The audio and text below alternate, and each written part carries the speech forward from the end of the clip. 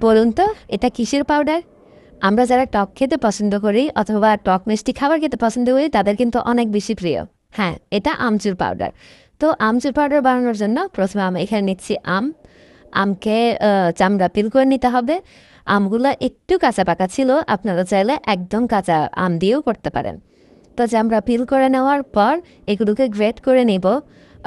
Great করার সময় হচ্ছে যত ছোট করে গ্রেট করা যাবে সেটা তত বেশি, আমরা তত শুকাবে তাড়াতাড়ি, শুকিয়ে একদম মচমচে হয়ে যাবে।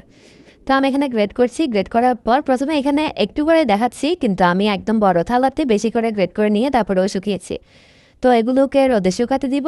শুকানোর পর দেখতে এরকম হবে, একদম মচমচে হয়ে গিয়েছে, দেখুন হাত দিয়ে ভাঙা যাচ্ছে।